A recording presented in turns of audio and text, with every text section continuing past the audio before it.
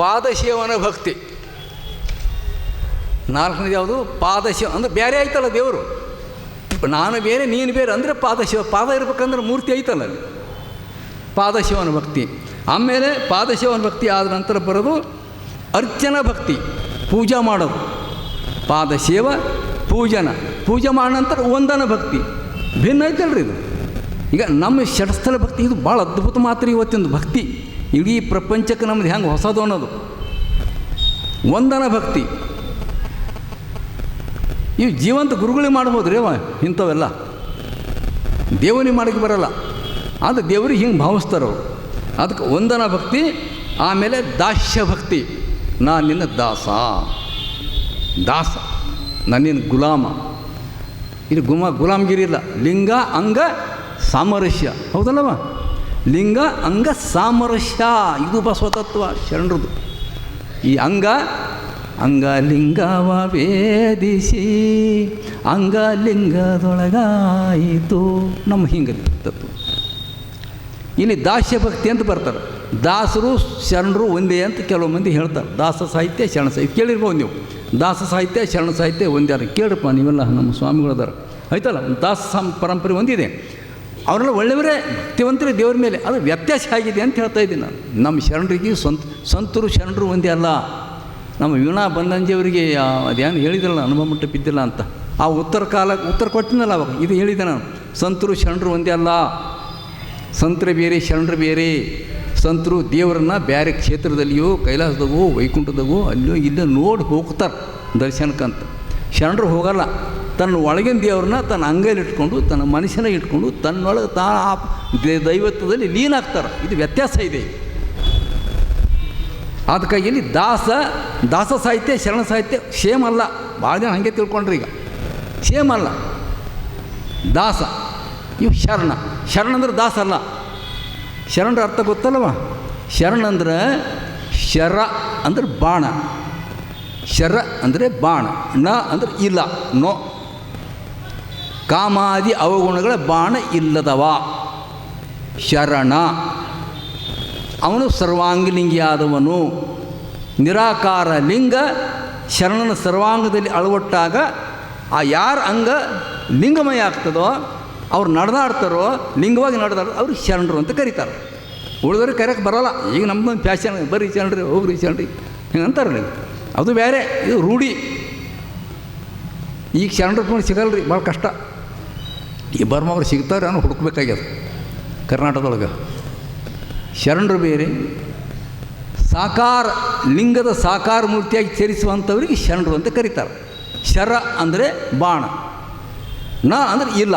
ಯಾವುದೇ ಇಂದ್ರಿಯ ವಿಕಾರದ ಬಾಣಗಳು ಇವು ಅಲ್ಲಿ ಇಲ್ಲ, ಅವನಿಗೆ ಎಲ್ಲ ಲಿಂಗಮಯ ಆಗಿದ್ದಾವೆ ಅನ್ನೋದು ಶರಣರು ಅಂತ ಕರೀತಾರೆ. ಅದಕ್ಕೆ ದಾಸರಲ್ಲ ಇವರು. ದಾಸನ ದೇವನ ಗುಲಾಮ, ದೇವನ ದಾಸ, ದೇವನ ಸೇವಕ. ಹೀಗಿದೆ ವ್ಯತ್ಯಾಸ. ದಾಸ್ಯ ಭಕ್ತಿ ಒಂದು. ಆಮೇಲೆ ಬರೋದು ಯಾವುದು? ಸಖ್ಯ ಭಕ್ತಿ. ಸಖ್ಯ ಅಂತ ಗೊತ್ತಲ್ಲ, ಗೆಳತನಿದ್ದಾನೆ. ಸಖ್ಯ ಭಕ್ತಿ ಅಂದ್ರೆ ಮತ್ತೆ ಭಿನ್ನಂತೆ ಆಯ್ತಲ್ಲ. ಸಖ್ಯ ಅಂದರೆ ಎರಡು ಅದಾವಂತೆ ಅರ್ಥ ಇದೆ. ಸಖ್ಯ ಭಕ್ತಿ. ಆಮೇಲೆ ಆತ್ಮನಿವೇದನ ಭಕ್ತಿ, ತನ್ನನ್ನು ಅವನಿಗೆ ಸಮರ್ಪಣೆ ಮಾಡ್ಕೊಳ್ಳೋ ಭಕ್ತಿ ಅಂತ. ಇವುಗಳು ನವವಿಧ ಭಕ್ತಿ ಅಂತ ಕರೀತಾರೆ. ಇವುಗಳು ತಾವೆಲ್ಲ ವಿಚಾರ ಮಾಡಿರಿ. ಈಗ ಈ ಎಲ್ಲ ದೇವರು ಬೇರೆ ನಾನು ಬೇರೆ ಅನ್ನೋ ರೀತಿಯೇ ಐತಿ. ಇಲ್ಲಿ ಎಲ್ಲ ದೇವರನ್ನ ಭಿನ್ನ ಇಟ್ಟು ನೋಡುತ್ತದ. ಇಲ್ಲಿ ಷಟ್ಸ್ಥಲ ಭಕ್ತಿ ಹಾಗಿಲ್ಲ. ನಮ್ಮ ಬಸವಾದಿ ಶರಣರ ಷಟ್ಸ್ಥಲ ಭಕ್ತಿಯಲ್ಲಿ ಬರುವಂಥ ಭಕ್ತಿ ಯಾವುವು? ಇಲ್ಲಿ ಭಕ್ತಸ್ಥಲ ಒಂದಿದೆ. ಭಕ್ತಸ್ಥಲ ಅನ್ನೋದು ಅಂಗ ಅಂತ ಕರೀತಾರೆ, ಅಂಗಸ್ಥಲ ಅಂತ ಕರೀತಾರೆ. ಭಕ್ತ ಅಂದ್ರೆ ಅಂಗ, ಭಕ್ತ ಅಂಗ. ಭಕ್ತಸ್ಥಲ ಅಂಗಸ್ಥಲ. ಇದು ಲಿಂಗಸ್ಥಲ. ಇದು ಅಂಗಸ್ಥಲ, ಇದು ಲಿಂಗಸ್ಥಲ. ಒಂದು ಕಡೆ ಹಿಂಗೆ ಇಟ್ಕೊಳ್ರಿ, ಇದು ಅಂಗಸ್ಥಲ ಅಂತ ಇಟ್ಕೊಳ್ರಿ. ನಿನ್ನ ಹೇಳಿನಿ, ಗಡಬಡ್ದ ಯಾರು ಕೇಳಿರಲ್ಲ ಗೊತ್ತಿಲ್ಲ. ಇದು ಅಂಗಸ್ಥಲ, ಇದು ಲಿಂಗಸ್ಥಲ. ಈ ಅಂಗಸ್ಥಲದಲ್ಲಿರುವಂಥ ಚೈತನ್ಯ ಇರ್ತದೆ, ಅದರೊಳಗೆ ಅಂಗದೊಳಗಿರುವಂಥ ಚೈತನ್ಯಕ್ಕೆ ಭಕ್ತಿ ಅಂತ ಕರೀತಾರೆ. ಆ ದೈವತ್ವನೇ ಎರಡಾಗಿದೆ, ನಿಮ್ಗೆ ಗೊತ್ತದೆ. ಒಂದೇ ವಸ್ತು ಎರಡಾಗಿದೆ. ಆ ಮಹಾಘನ ಲಿಂಗದಲ್ಲಿರುವಂಥ ಸತ್ವ ಅಥವಾ ಚೈತನ್ಯ ಏನಿರ್ತದೋ ಅದಕ್ಕೆ ಶಕ್ತಿ ಅಂತ ಕರೀತಾರೆ. ಅಂಗದಲ್ಲಿರುವಂಥ ಚೈತನ್ಯ ಇರ್ತದೆ, ಅದಕ್ಕೆ ಭಕ್ತಿ ಅಂತ ಕರೀತಾರೆ. ಇದು ತಿಳ್ಕೊಬೇಕ್ರಿ, ಷಟ್ಸ್ಥಾನ ತಿಳ್ಕೊಬೇಕಾದ್ರೆ. ಶಕ್ತಿ ಭಕ್ತಿ ಮಾಡ್ತದೆ, ಶಕ್ತಿ ಅದನ್ನು ಕೈಕೊಳ್ತದೆ. ಹೇಗಿದೆ ನಮ್ಗೆ. ಅದಕ್ಕೆ ಭಕ್ತ ಸ್ಥಳದಲ್ಲಿ ಏನಿದೆ? ಭಕ್ತಿ ಇದೆ, ದೈವತ್ತಿದೆ, ಅದು ಬೇರೆ ಅಲ್ಲ. ಭಕ್ತಿ ಬೇರೆ, ದೇವರು ಬೇರೆ ಅಲ್ಲ. ಇದು ಒಂದೇ ಎರಡಾಗ್ಯಮ್ಮ ನಾವು ನಮ್ಮ ಮರಿಬಾರ್ದಿದ್ದಾನ. ಗುರು ಇಲ್ದೇನೆ ಶಿಷ್ಯ ಇಲ್ಲ, ಶಿಷ್ಯ ಇಲ್ದೇನೆ ಗುರು ಇಲ್ಲ, ಶಿಷ್ಯ ಇಲ್ಲ ಅಂದರೆ ಗುರುವಿನ ಹೆಸರಿಲ್ಲ. ಹೌದಲ್ಲ? ಗುರು ಅನ್ನಬೇಕಾದ್ರೆ ಶಿಷ್ಯ ಇರಬೇಕಲ್ಲ. ತಂದೆ ಮೊದಲು ಮಗ ಮೊದಲು ಅಂದ್ರೆ ಮಗ ಇಲ್ದೇ ತಂದೆ ಆಗೋದೇ ಇಲ್ಲವ. ಆತನೇನ್ರಿ? ಮಗ ಇಲ್ಲ, ಮಗ ಹುಟ್ಟಲಿ ಅಂದ್ರೆ ತಂದೆ ಆಯ್ತಾನೇನು? ಇಲ್ಲ. ತಂದೆ ಇಲ್ಲ ಅಂದರೆ ಮಗ ಬರ್ತಾನೇನು? ಇಲ್ಲ. ಅವಿನಾಭಾವ ಸಂಬಂಧ ಅಂತಾರೆ. ಅದು ನಮ್ಮಲ್ಲಿ ಹಾಗೆ ಅಂಗ ಮತ್ತು ಲಿಂಗ ಹಿಂಗದಾವ.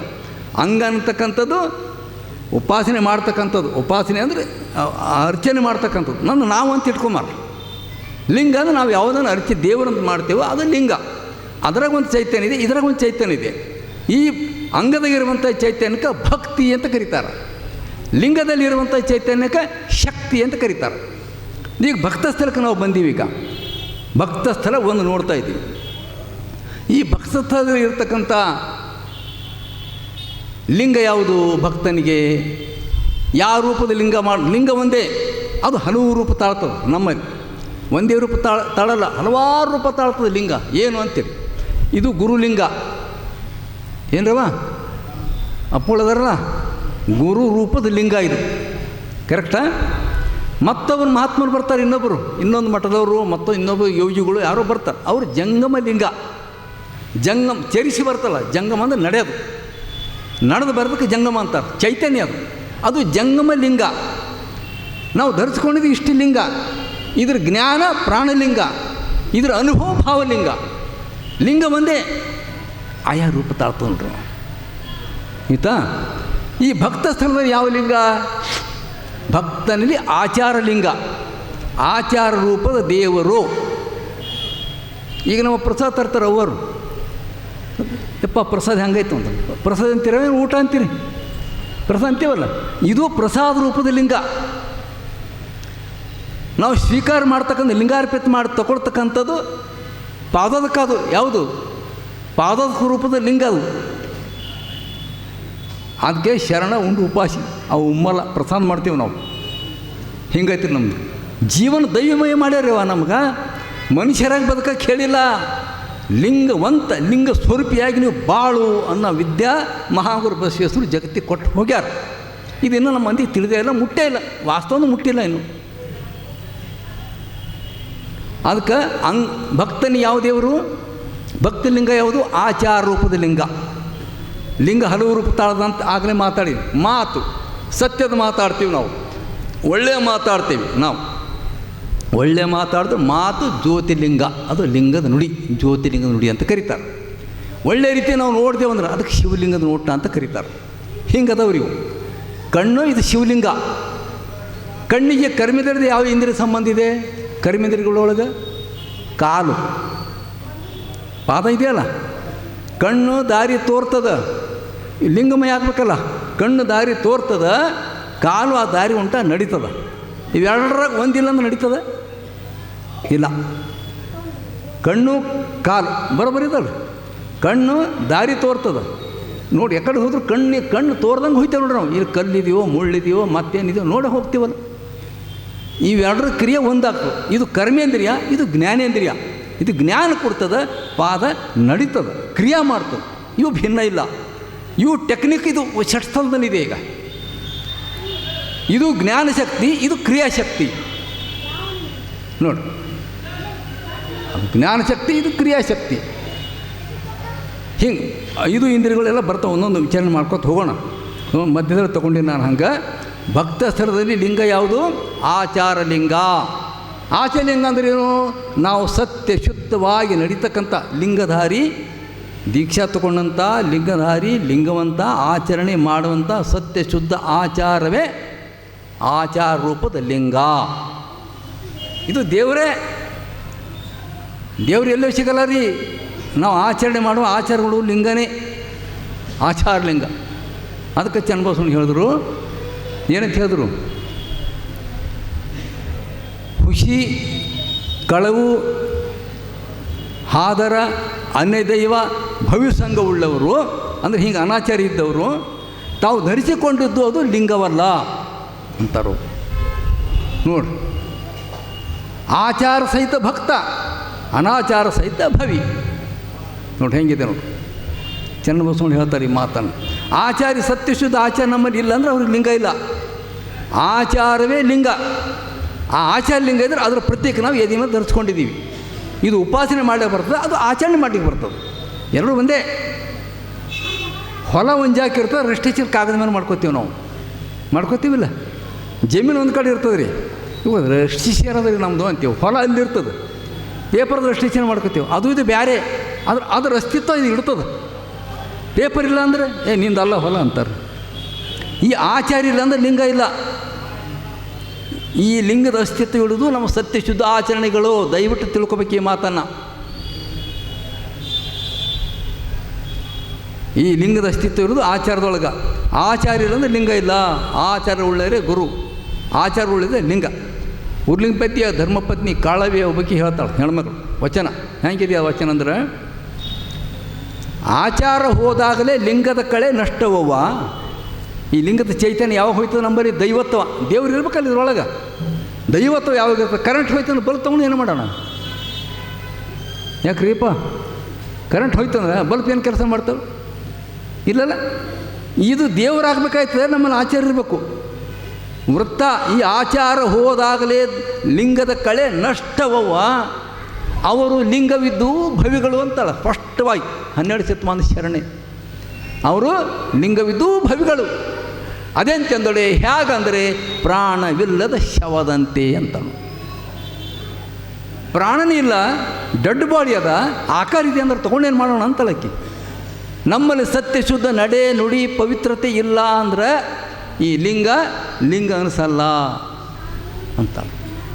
ನಮ್ಮ ಶರಣರು ಅನೇಕ ಅಲ್ಲಂಪುರ ಶರಣರು ನೋಡ್ಬೇಕು ಈ ವಿಷಯದೊಳಗೆ, ಭಾಳ ಬರ್ತವೆ. ಅದಕ್ಕೆ ಭಕ್ತನಿಗೆ ಲಿಂಗ ಯಾವುದು? ಆಚಾರ. ನಾವು ದಿನನಿತ್ಯ ಏನು ಮಾಡ್ತೇವಲ್ಲ ಕಾರ್ಯಗಳು, ಅದು ಆಚಾರವೇ ಲಿಂಗ. ಆ ಲಿಂಗಕ್ಕೆ ಶಕ್ತಿ ಯಾವುದು ಅಂದರೆ ಕ್ರಿಯಾಶಕ್ತಿ. ಆಚರಣೆ ಮಾಡಬೇಕಾದ್ರೆ ಶಕ್ತಿ, ಕ್ರಿಯಾಶಕ್ತಿ ಬೇಕಲ್ಲ, ಮಾಡೋದು. ಕ್ರಿಯೆ ಅಂದ್ರೆ ಮಾಡೋದು. ಭಕ್ತ ಸ್ಥಳದ ಭಕ್ತಿ, ಆ ಲಿಂಗ ಆಚಾರ. ಆ ಆಚಾರಕ್ಕೆ ಕ್ರಿಯಾ ಶಕ್ತಿ ಒಂದಕ್ಕೊಂದು ಭಿನ್ನ ಇಲ್ಲ, ಅದು ಶಕ್ತಿ ಅಂತ ಕರಿ, ಅದು ಲಿಂಗದಾಗಿದ್ದದು. ಈ ಆಚಾರ ಲಿಂಗ ಹಾಕೋದು ನಮ್ಮ ಕ್ರಿಯಾಶಕ್ತಿಯಾಗಿ ಮಾಡಬೇಕಲ್ಲಿ. ಏನು ಮಾಡಬೇಕು? ಒಂದು ಪ್ರಾಣಿಯನ್ನು ರಕ್ಷಣೆ ಮಾಡ್ತೀರಿ ಅಂತ ತಿಳ್ಕೊಡ್ರಿ. ಹಸಿದವ್ರಿಗೆ ಅರ್ಧ ರೊಟ್ಟಿ ಕೊಟ್ಟು, ಉಪವಾಸ ಇದ್ದವ್ರಿಗೆ ಅನ್ನ ಕೊಟ್ಟರೆ ಇದು ಕ್ರಿಯೆ ರೀವ. ಇದು ಕ್ರಿಯಾ ಕೊಟ್ಟರೆ ಆಗ್ತದಲ್ಲ. ನೀವು ಕ್ರಿಯಾದಿಂದ ಮಾಡುವಂಥ ಆಚಾರ ಅದು ಲಿಂಗ ಆಗ್ತದೆ. ಅದೇ ದೇವರು, ಅದು ಕ್ರಿಯಾಶಕ್ತಿ. ಮತ್ತು ಅದಕ್ಕೆ ಭಕ್ತಿ ಯಾವುದು? ಶ್ರದ್ಧಾಭಕ್ತಿ. ಭಕ್ತ ಸ್ಥಳದ ಭಕ್ತಿ, ಶ್ರದ್ಧಾಭಕ್ತಿ ಭಾಳ ಇಂಪಾರ್ಟೆಂಟ್ ಇವು. ಶ್ರದ್ಧೆ ಅಂದರೆ ವಿಶ್ವಾಸ, ಶ್ರದ್ಧಾ ಅಂದರೆ ವಿಶ್ವಾಸ. ಭಕ್ತ ಸ್ಥಳದ ಭಕ್ತಿ. ಆಚಾರ ಲಿಂಗಕ್ಕೆ ಶ್ರದ್ಧಾ ಇರಬೇಕು. ಇದು ಆಚಾರ ಲಿಂಗನೇ. ನಮ್ಮ ಇಷ್ಟಲಿಂಗ ಪೂಜೆ ಮಾಡೋಕಲ್ಕೆ ಶ್ರದ್ಧಾ ಬೇಕು ಭಕ್ತ ಸ್ಥಳದಲ್ಲಿ. ವಿಶ್ವಾಸ ನೋಟ ಜಾರಿದಡೆ ಜಾರನಯ ಇಷ್ಟಲಿಂಗವು ಅಂತಾರೋ ಶರಣರು. ಲಿಂಗ ಹೋಯ್ತು, ವಿಶ್ವಾಸ ಇರಬೇಕು ಮೊದಲು ಅಂತಾರೆ.